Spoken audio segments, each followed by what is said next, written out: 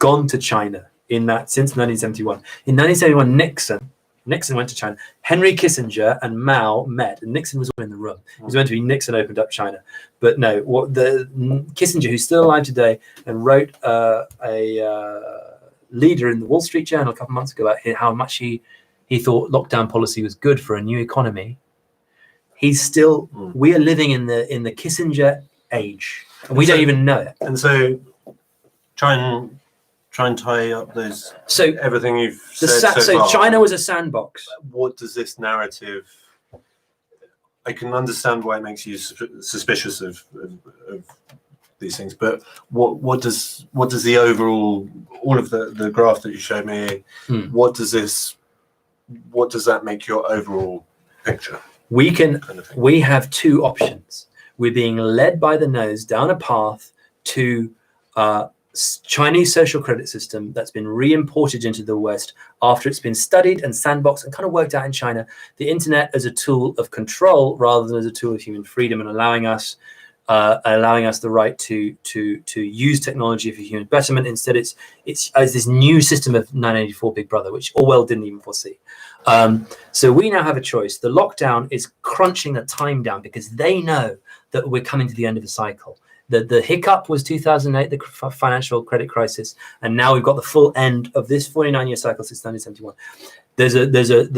We're at a fork in the road, and the reason why this out of China comes the plague, and out of China comes the social credit score policy to back up how to control for that. The reason those two come together is because that's their play. It's called the Great Reset, and it's being run out of the World Economic Forum, the UN, the EU, and the WHO, and they're saying, okay, we're going to work with China. China's been funding these entities in terms of infrastructure, in terms of money, in terms of winning all their elections because of the retreat of industry to China, and then the profit going there, and then we can see this is where the corporate reality and this is where the people in the West are, and in China. So we at this moment have a fork in the road. Do we wake up? Do we have an awakening? Or do we have a reset? Do we have a great reset and go with Klaus Schwab and go with this notion of a social credit system for the West? And then once the West goes, don't have any hope because the Lao Beijing won't have anything as an alternative. Then we'll all be under the matrix. Yeah. Okay. So, for example, like one of the confusions here, I think, between the traditional positions would be, I imagine that makes you very suspicious of something like universal basic income, right? In order to get people farmed. In order to get it, you would kind of end up with a social credit. Yes, it would be more likely. So it's a way of weaning people onto the teat. So because nobody can work in the bourgeois, no, in the middle class is allowed to, apart from the government, apart from the BBC in Britain, let's say, you've also then got logistics. You've got people who are working in hospitals, but in food delivery, in Deliveroo, you've got cycle couriers. These are the people that can go out during lockdowns. People who are keeping the sewers working and the water pumping, electricity functioning, and also, as you've seen with the bounce back loans, plumbers, white van man, plumbers and electricians. These are people that are required to go out and keep everybody in this stasis in their little boxes. The people inside, they're the middle class, and so from the middle class comes the public square, comes defense of civil liberties, because people on the breadline, they need to do their logistics job because their papers aren't right. They can't speak up. They've got to knuckle under. And if you shut these people in their homes, as is happening, then we lose the public square. And then once we've lost the public square, we get vulcanized. And at that moment, when you said you went to the pub and you found, that was the moment when it came to you, oh, there's a realization. Everyone has their own little line in the sand. My line in the sand was very early. Some people don't like wearing masks. Some people don't like checking in with social credit scores and track and trace. Some people don't like carrying their smartphone around with them to give them a passport to do things. Some people don't like the Welsh government saying you can't buy certain things, but you can buy on Amazon. Everybody's got their own balkanized little moment. Some people don't want compulsory vaccines or compulsory testing for public health. Now, you've got different moments, and if they grade us down, they can divide and rule, because everybody has their own moment. Well, I don't like that, but they don't know how to do anything about it. And they didn't stand together in solidarity with anybody, because they haven't got a concept of solidarity left, because they're just in their box and they find that they can't get its Amazon delivery, and that's annoying. Or they can't go to the shops. reason, by the way, that we don't have a sense of solidarity is because of that the fact that even when we're arguing for the right things, for the same thing, it feels like we're arguing on different sides of the debate. Yeah, like, are you a liberal who wears a mask, or are you a conservative who says for me they want their civil liberties? Yeah, you know, for me, I'm from the old left. Yeah, but I seem like the alt right. Right. Like it's very very odd. And for example, I mean, our old left is funded by in the Brexit election. George Galloway, for example, someone that I was a big fan of back in the Iraq War days. The Iraq War, when he stood up against the Iraq War. I went and did a radio interview with him once when we did a single that Ollie was involved in. And he was amazing when he went to the Senate and he spoke up. He's a great speaker. Lots of respect for him in many ways. But I was then shocked to find out through a contact that he was getting funded in 2016 to stand in the Stoke by-election by Arron Banks, which is like, for me, the other side of the political spectrum, right? But why was he getting that funding?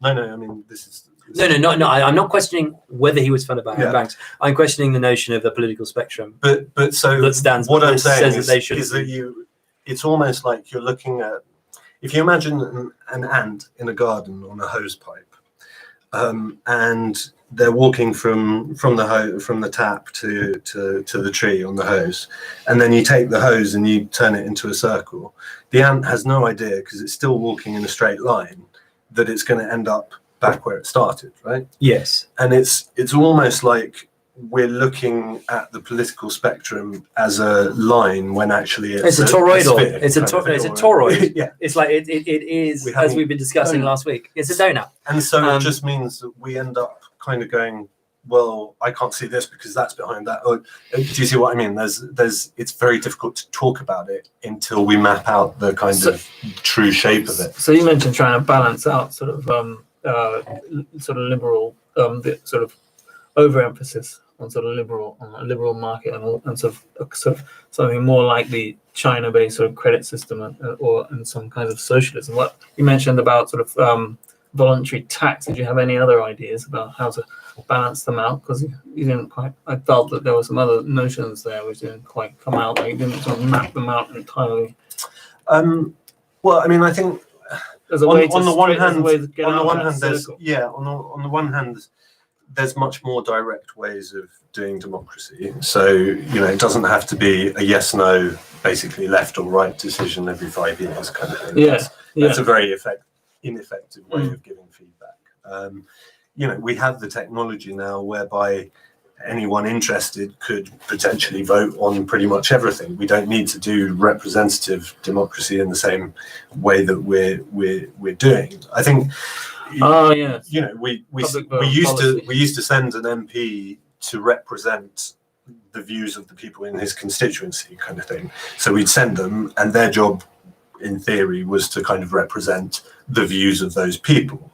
Whereas now it's kind of the other way around, in that there's 100,000 constituents in every constituency, more or less, and so there's so many different points of view that you can't represent them coherently. Well, it feels very complicated to do that. So what you do is you get one person representing the more extreme side of this side, and then one person representing the other side, and then maybe one person pops up in the middle if there's enough space. And as a voter, you have to choose one of them, and then you choose one of them, and then the other people get basically left out because they, for the next 4 or 5 years, are kind of zero. We have no they've representation. not got zero representation. They've got -1 because they were voting for some other outcome and they didn't get it. So not only did they not get what they wanted, which was representation, they got the opposite of that for 5 years. So I think this is how having been on the wrong side of basically every vote in the last 5-10 years, I think, in the UK. What did you vote for? One particular against Brexit, for Corbyn, for Corbyn. Having lost all of those, I am now getting a taste of why the people that I encounter mainly through Facebook comments and stuff and political things who I disagree with feel a bit more liberated and feel like maybe they are being represented, kind of thing, and where that anger of feeling not represented over the past 10 years and not listened to before was, because it's a very well, now we can all harness that because none of us are represented by lockdown policies, and so actually this is a great moment for a common fellow feeling. No, well, you're not. Argue against the. This is my point. Is that it's very difficult. I think we should have locked down earlier when we did it. I think we should have locked down earlier and harder. Like I bought a website, started writing about coronavirus in February of this year, before the lockdown. Like I thought it was going to be the biggest thing that was happening. I could do the maths. I'm not a mathematician. I did the maths and I saw China locking down, 500 million people, and I was like, "This is serious. Like, we can't." Before March. In February. February. I bought a website, started writing about it, started translating articles from Hong Kong, saying like, "This is serious. Take some notes of this." Where were they? Really? Yeah, and because there was a lot of arrogance that was originally, it was like, oh, Spain, they probably don't wash their hands, we'll be all right. Yeah, exactly. Like literally people thought that. It seems silly to look back now and think that because it's so obvious. But my point is that being against anti-maskers as they're presented to Guardian readers at the moment doesn't mean that I disagree with the more libertarian views of like we shouldn't be getting forced into this lockdown by. We should be giving the resources to people that feel threatened. Yeah. People who fall below the personal risk profile. I don't want to get a dose of the plague. Like I'm going to take this time to work out how to restructure my life. Those people should get all the support. And they should be able to bubble themselves or whatever and do that.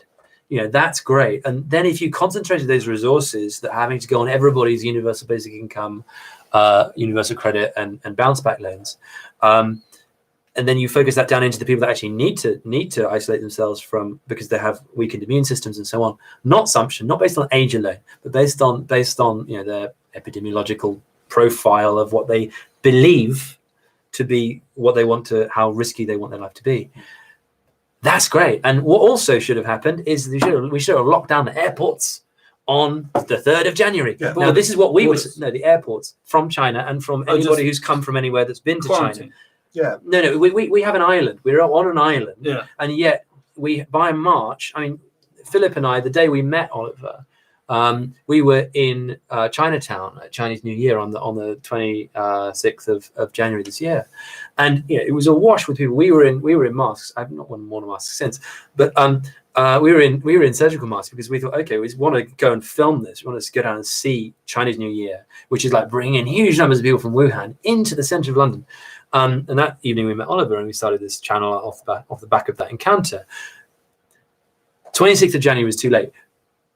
We should have locked down the airports on an island nation with Brexit, so we got no EU regulation. We can say, look, these are our borders, guys. We have the right control. Instead of foisting it onto the people and saying by March we've got to lock down the nation. No, that's the dereliction of duty by the government. Yeah. They should have locked down the airports on the 3rd of January for anybody who's been to China by several degrees separation or anybody at all. Just quarantine them, then we could have served the people. Not served the international corporate. So we agree on a lot of stuff. And my meta point about this is that actually, if we met on Facebook, we would probably end up having a fight, right? Yes. Because actually, the first point that he makes is like, I'm not wearing a mask. And I kind of go like, oh God, well, he's obviously someone selfish who's not interested in the vulnerable people in society. He should wear a mask, right? And actually, once you dig below that, we're agreeing about a lot of stuff, but the problem is that we're having 90% of our conversations on issues with kind of strangers, by flame wars. Yes. Yeah, flame wars, exactly. And so my point is that we need to do something about the way that things are discussed. I think that's a fundamental problem that is quite difficult at the moment, and also on this particular issue. if we had locked down earlier and if we'd done this, we need to be able to hold that in our mind. It's even quite difficult for me to get this point across, but that yes, it was for me when we didn't know at the beginning of lockdown what this disease was like, what the virus was like, and how risky it was. There was a space for a tough lockdown and for certain civil liberties to be taken away on a temporary basis, as long as the government was clear, transparent, and told you and as trustworthy as possible, and it was time limited. The problem is we've given them an 80-seat majority, so they can kind of do what they want on a separate matter, which is entirely orthogonal to it. It's at right angles, but the reason why that vote happened, as I hope we've had some space opened up, is because of these larger cycles, and that the lockdown is the tip of the spear. The lockdown is the tip of the spear. Plague comes out of China. Lockdown policy follows it towards a social credit model. And they need to do this anyway, because they're coming to the end of this 49-year Jubilee cycle. They know that this economic machine is clapped out and they need a new engine. And so the moment of lockdown and where the people don't have any say anymore in their own lives, that's the moment where you change the engine out and you say, okay, now we're doing a Chinese engine. So the main reason why I think we might have a disagreement is because we don't have that.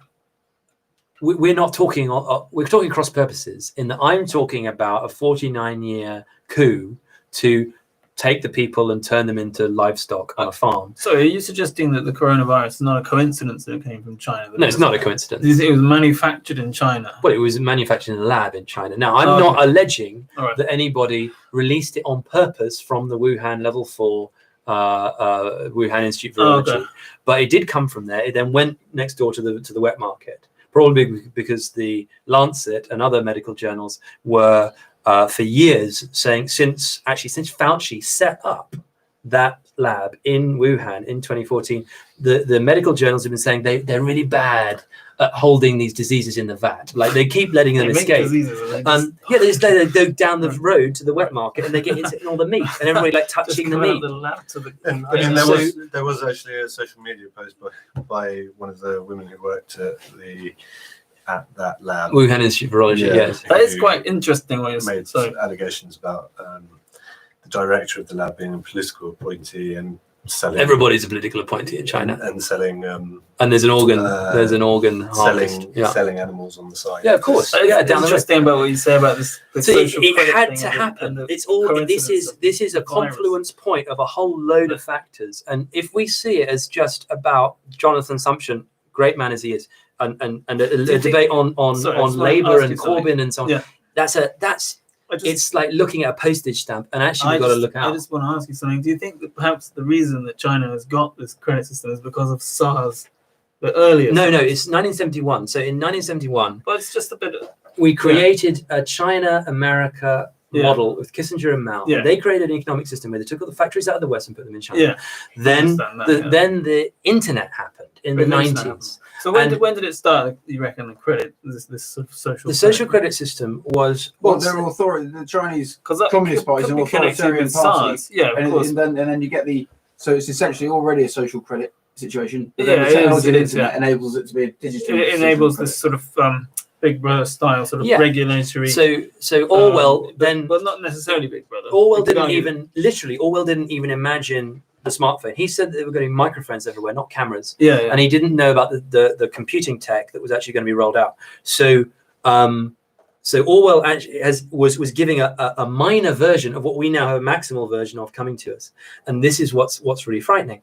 Now, the Chinese American split of the economy happened in 1971, as we saw with this graph, and then we had this oil wealth where the petrodollar was the means by which you trade oil. So all the wealth went to America on one hand from the oil, but the wealth went back to China through the American consumerism and then the industrial swap. So the money went to China, the products went to America in the West. Now, the internet came out in the 90s. The internet originally was a research tool to allow Harvard and Stanford and the Pentagon, which were geographically distant from one another, share research. Then in the 90s, the TCP protocol, the website protocol of the hyperlink was released to the public, and we created this anarchy of the internet where people in a decentralized way get to talk to one another and exchange information, which never happened before, because you need to be in a room with somebody or a telephone connection to them, or have a telegram or whatever. So that was a blossoming of human thought and imagination and the ability of people across the world to connect with one another. And that was dangerous. And so then the ruling class said, okay, shit, what's happened here? They've created this renaissance. We've got to pack this in because we need to keep the control. So they took the internet to China and they said, okay, well, let's have the government give the internet out.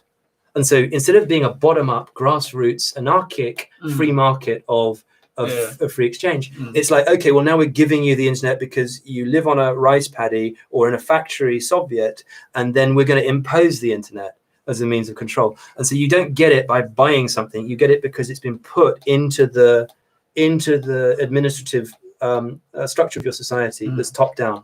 So it's bottom up versus top down. Now what they've realized is, okay, we need to do the top down version here. How do we do it? Because this is bottom up version, which is really annoying. So we've got to find a vector. We've got to find a vector of infection. I see. To infect the West with the social credit system.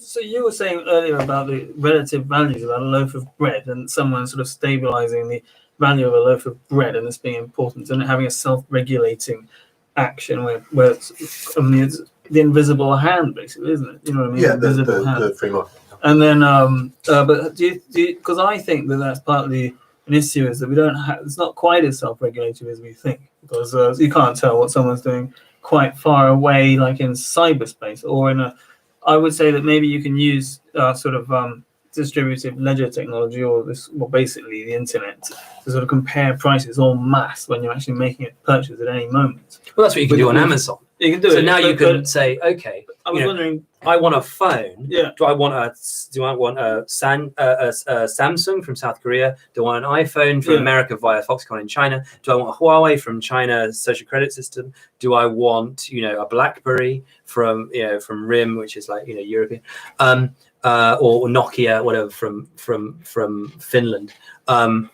And what tech is that going to run on and so on? And we don't have a blockchain phone. We don't have like the free people's phone. So we don't have an option to then say, okay, well, I want to get out of, do I use WhatsApp and I have Mark Zuckerberg reading my text messages? Or do I use Telegram and I have the KGB reading my messages from Russia? Or do I use, WeChat and I have the Chinese reading my messages? We haven't got like out from underneath that yet. And so I don't want anybody reading my messages. But I think that in supermarkets, for example, they have this thing about guaranteeing that nowhere else will you buy it cheaper. And if you do, but that's not saying you can go to the Congo. You can have something on your phone. You can't go to the Congo you can say look, the bread's a 1 pence here, so I want my Sainsbury's. No, I know, but it's relative. Obviously, it'd be relative. I think that technology is probably. I mean, I'm just wondering if that figures or anything like that figures in your thoughts about sort of relative values and whether it can be applied to services and people's wages and things like that, or whether because I found that quite interesting. You started talking about that. And I was wondering if, because it's sort of communism, but at the same, from another point of view, maybe it's not, because it's sort of self-regulating, isn't it? It's using technology simply to people communicate more about price to make it fair. Neither of you saw this. Can I just play you this short video while we think about that idea? We got it? Says there are plenty of solutions. Each person is different. So how you would use your time in your community is different than how I would use mine. The little secret here that no one talks about is the fact that if you took the economy and you realigned the financial system with the environment so that you had a win-win relationship between living things and money, so people could make money by healing the environment or making education better or all these different things. If you look at the wealth explosion that is possible and then you add the new technology, it's astonishing. Now, so the wealth that's on planet Earth could, in my opinion, be hundreds of times what it is now, many multiples. But that requires an advanced civilization. It requires us all growing up. And that requires greedy globalists not wanting to keep people poor to control them. Exactly. If they're so great, make everybody rich. We can do it. I'm going to be a tough guy because it's not just the globalists that are greedy. If you go back at the history of this is everybody. The swamp is from sea to shining sea. And, I've spent the last 25 years trying to explain to everybody the corruption in the money. And what I've discovered is, as you know, people believe if it makes me money, it's good. And if it loses me money, it's bad. And so if everybody's making money on war and everybody's making on organized crime, you know, we're all pretending, you know, we're good and they are bad. But we're all. So what's interesting about that, and I'm interested into what your opinion is. Here's actually Ed. We can see Ed's picture. Is it online? Yeah, it's online.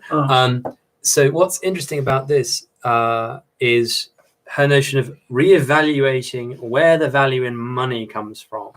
So a lot of what our political reality has been moralizing at people. So you should do public good. You should pay more taxes. You should give to charity, whatever. You should like not do consumerism, whatever it happens to be.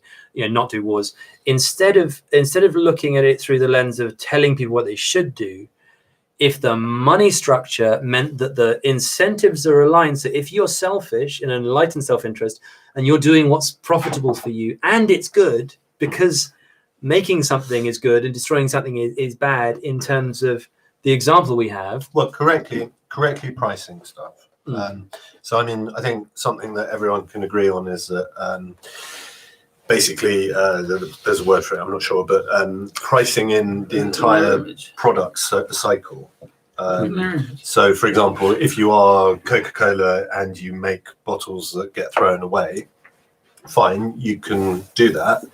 But you should also be paying for the inevitable costs of what you do. And entropy. And the energy that's used in that process. The energy that's used, but also the waste product kind of thing. In and out. Yeah, there's no. So if you can take that, you then, by basically making a cost to that, you then create value for someone who can take those and turn them into something else. Yes. So you create a whole new industry. Waste bars. Yeah, like, I mean, in a basic way, when you charge for the bottle in certain countries, and then you have people who go around and collect the bottles and take them back, and then you create an economy, a small amount of money, but it's an economy that builds up underneath the other economy kind of thing. So I think that's one thing that most people can agree on, is that things are not correctly priced. Now there's a structural reason for this.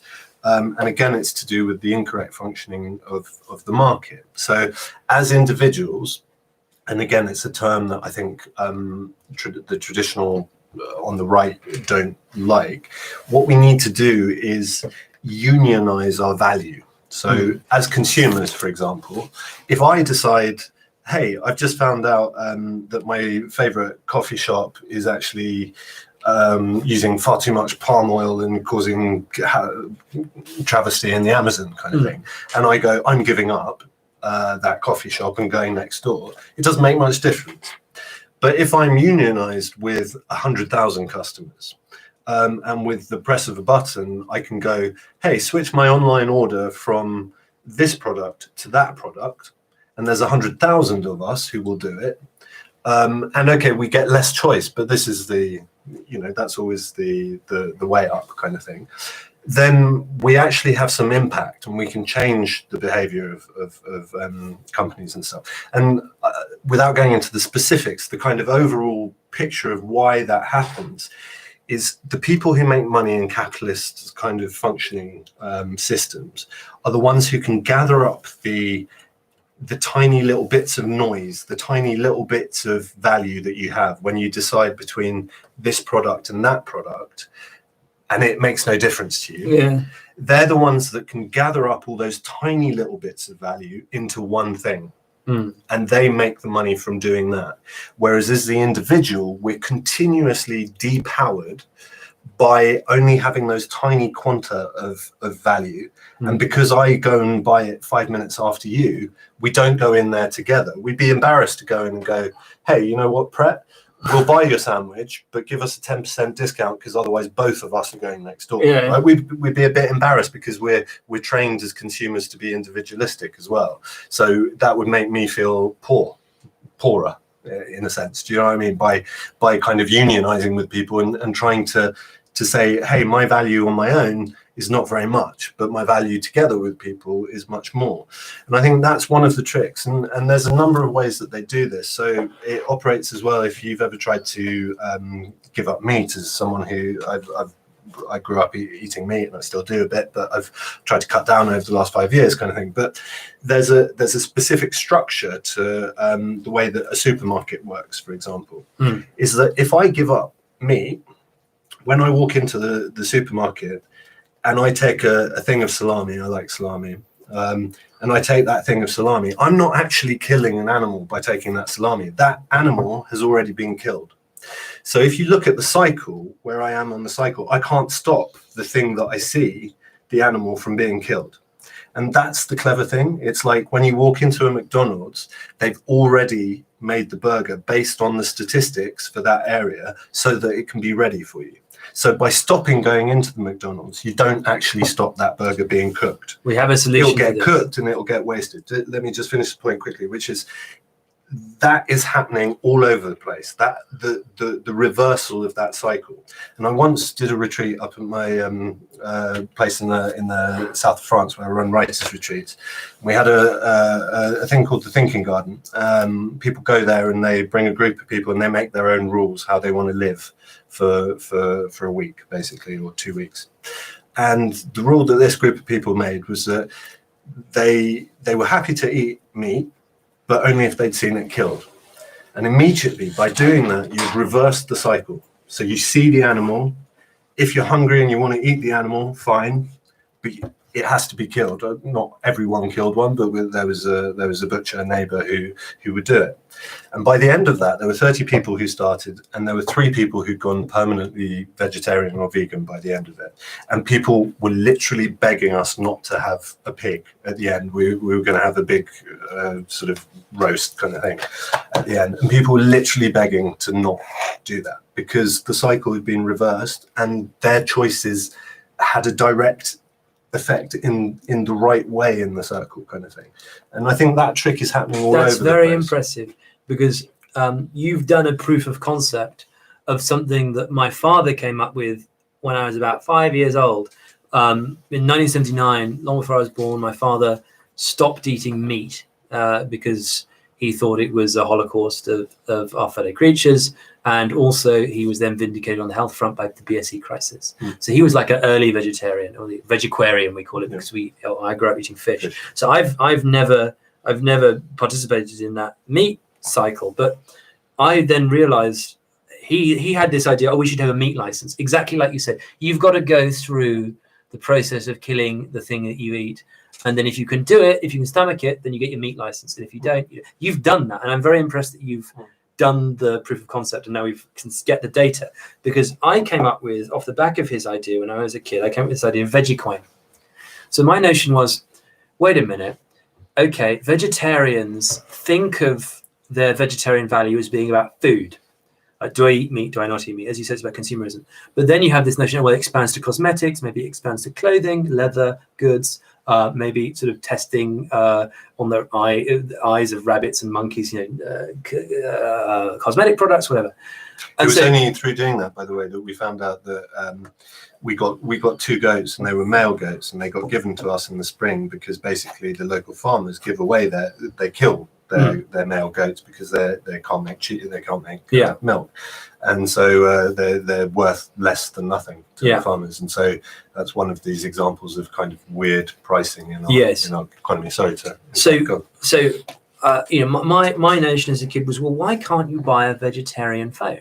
Why can't you hire a vegetarian lawyer or a vegetarian taxi or a vegetarian app on a vegetarian phone? Like, why are we limiting vegetarianism to things that are about meat on the surface of it, like food? Yeah. Instead, when you go to Sainsbury's and they sell meat and they sell vegetarian food and you buy vegetarian food, your consumer power, your voting idea, this idea of consumerism as voting, which, as you rightly say, is absurd on the individual basis, is, well, I'm either saying yay, money is a very blunt tool. It either says yay Sainsbury's, or like on the other end of the spectrum, perhaps there's eco-terrorism. There's like, I'm going to kill the chairman of Sainsbury's in a car bomb. Like between those two poles, you can't give gradations of ascent or descent. But you can't say, I'm going to go to Sainsbury's, but I wish you wouldn't supply meat because I'm only buying leeks. That doesn't work. same with anything where you transact with money. The bug and the feature of money is that it's a universal means of exchange. So if we have a contract and I buy something from you, whether it's your services as a lawyer or as a cab driver, or I buy a commodity like a phone from you or an app, which has nothing to do with food and nothing to do with vegetarianism. If you eat meat and I don't, and I pay you in pounds or dollars or euros or whatever currency, fiat money, then you can go out and you can take my money and you can buy a bacon sandwich and you can eat it in front of me 5 minutes afterwards and laugh because I don't get to decide what the purpose of my money is in your hands. Even though it represents my labor or my capital, I can't give you conditionality written on the £5 note. This must be used for this purpose or not for this purpose. Isn't that one of the sort of features of the credit-based sort of system? Well, it's a bug and a feature. It's a feature for some purposes because if I have carrots and I want shoes, I don't have to find you who has shoes and wants carrots, and we have to do a barter. Like we can put our goods and services into the pot and take money out. Great, but money can also, if you look at there's a with Bitcoin and with fiat currency, we've got these two different sides of the coin. So with Bitcoin, people say, people use it to buy drugs, trade drugs, and sell weapons. And they blame Bitcoiners. They blame Bitcoin, the currency, for the actions that certain people take trading with it. Now, nobody says dollars. We're going to blame the United States, the Federal Reserve Bank, because people are snorting cocaine off $20 bills. Then we don't ban the dollar because wars are fought off the back of Apache helicopters bought in dollars. So we have this notion of, well, it's a universal means of exchange on the dollar side, but it's also on the Bitcoin side, the actions of the people using the currency reflect on the currency. What you're saying points to a sort of this exactly what we're saying. It's completely centrally regulated or self-regulating, by algorithms regulating how money's spent and keeping a track on every single transaction.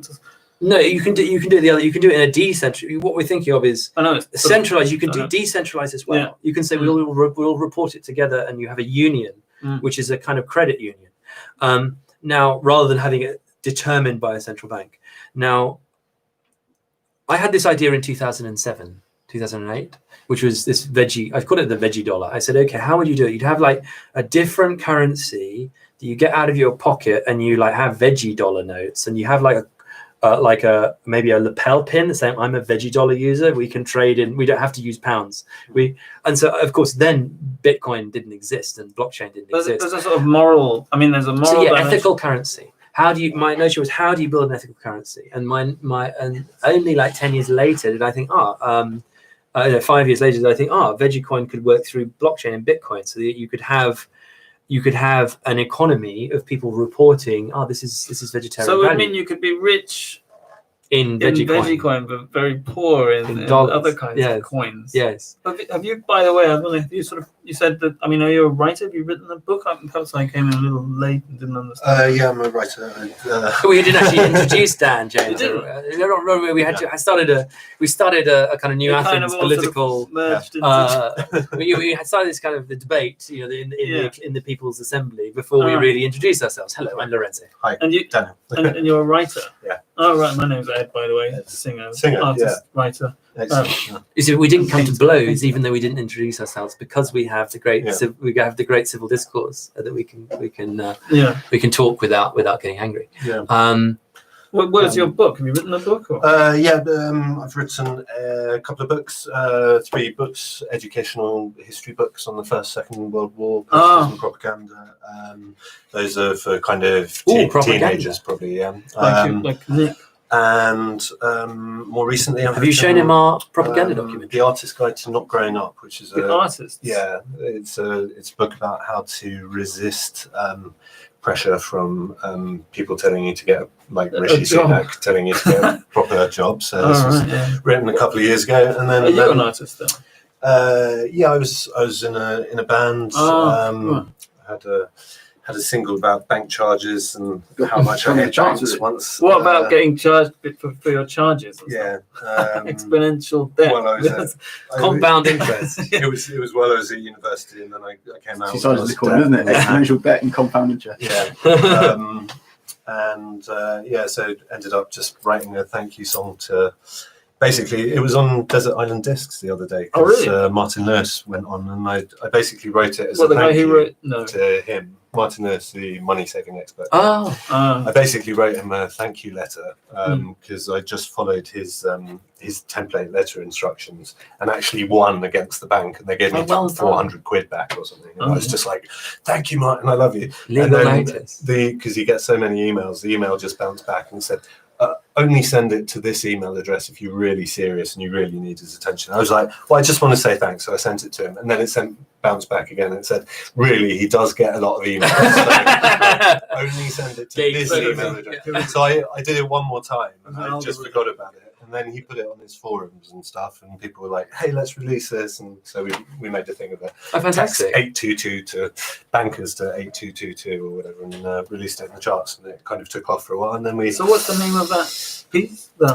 I fought the Lloyds. It was based around the clash.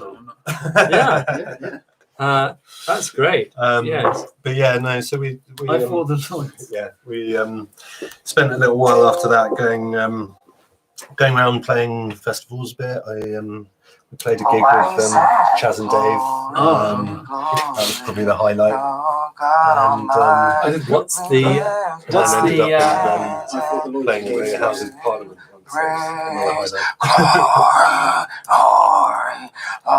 God Almighty, This is Kanye West with his new 100,000 man choir, but doing it himself. Well, I think I thought the Lloyds is not. And There's then not a lot less we mad than Kanye in this bunch. we have is it the Yeah, that one. the top the one? horse, yeah. Is this streaming? So yeah. So we got the screen. Yeah. Yes, we're on. Okay. This And is it's a not song in for their anyone who's currently spending their leisure time trying to get their bank charges back. Rubbish. It's a long, hard road, and I wish the best of luck to you. And I hope my story inspires you in your time with me. Because I fought the Lloyds and the Lloyds lost. The interest and the court costs. At first they sent me letters saying this madam get lost. But I fought the Lloyds and the Lloyds lost. Oh, at first I tried to call them. They made me listen to Elton John. I even went along in person. They said, "Sorry, sir, but the first rule of banking is the bank is never wrong." So I go home, turn the weapon Mitchell on. Open up Mozilla, money saving expert.com, where they made my heart beat faster with their talk of the banking charter. Yeah, I bought the Lloyds. I could have had Barclays, and I've noticed HSBC has been getting a little bit sarky. It's time us climbed to alliance and Leicester show who's boss, because I didn't think I'd win, but guess what? Lloyds lost.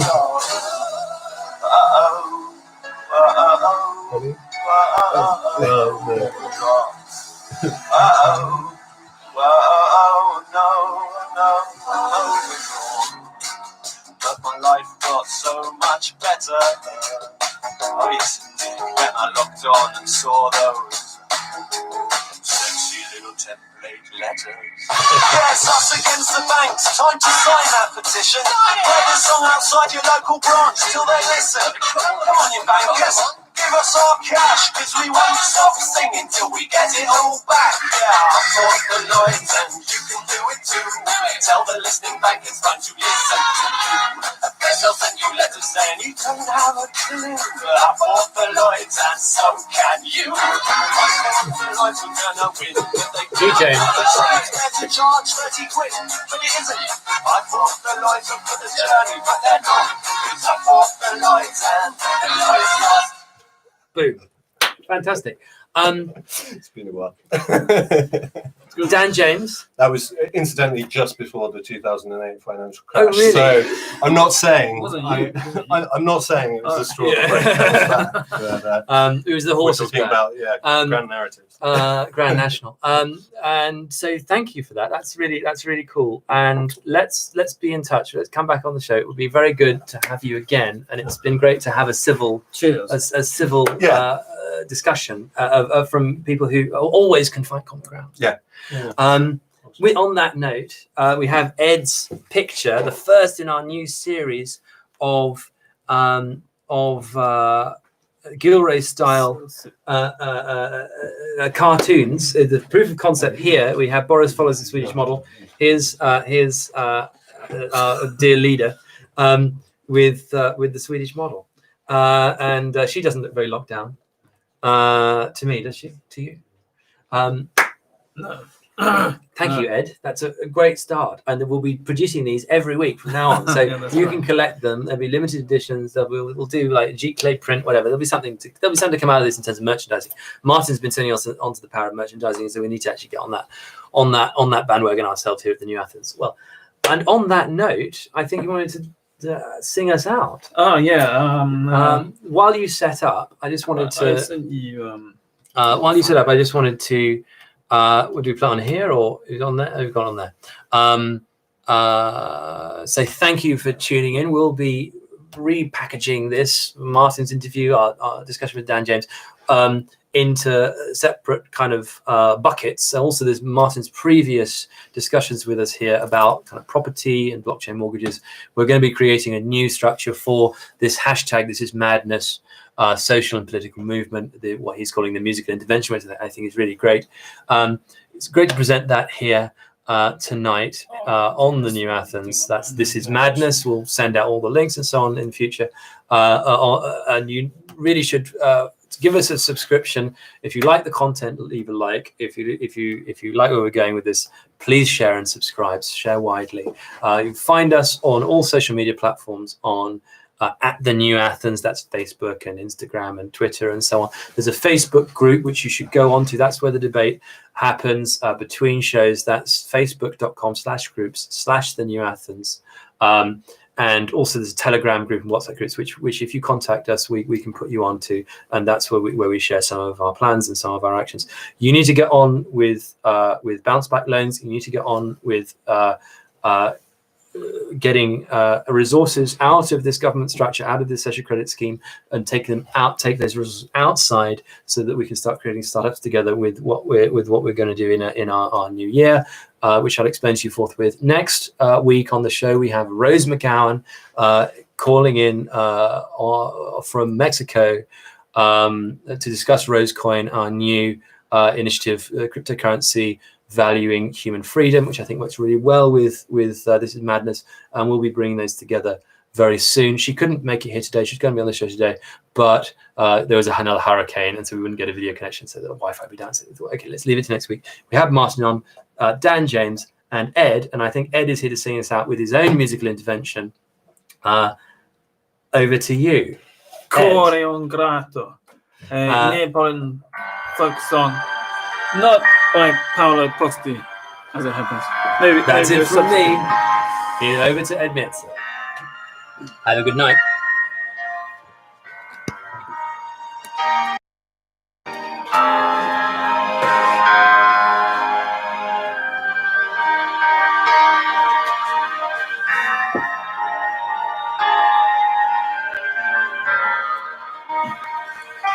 Catari,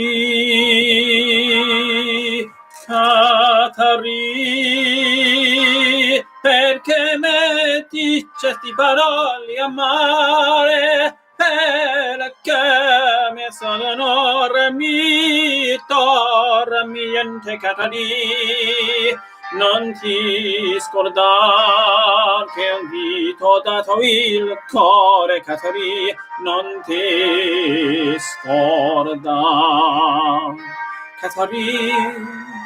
Catari, perché mai fingere più l'anca che sopra gli sparsimi? Io mai non pensi a questo mio dolore, tu non ci pensi, tu non che ne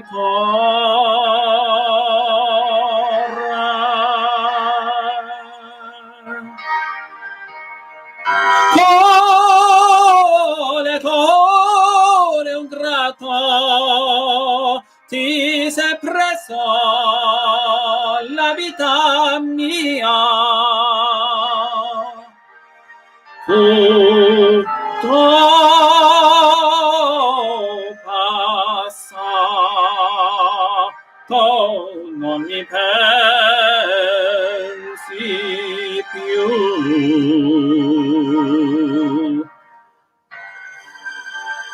Now interlude. Now it contemplates the meaning of those lyrics. I'm grateful. Regarding as ever an absent beloved being contemplated in anguish. But allow me to translate. Katari, Katari, how I adore you, Katari, my darling. Although your heart is cold, remember not so long ago you loved me too and promised to be true, my Katari. I love you so, Katari. Katari, I love you, can't be right. Life was sweet when you were by my side. Another moon and stars beside the ocean. You said your love was ever mine, and now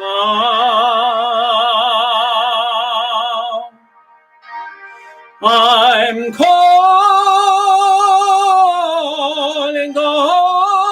for you, my beloved. What can I do? Though we're apart, my love is always for you.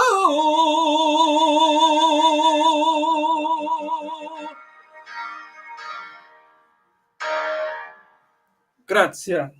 Bravo! Bravo! Thank you. Encore! Thank you.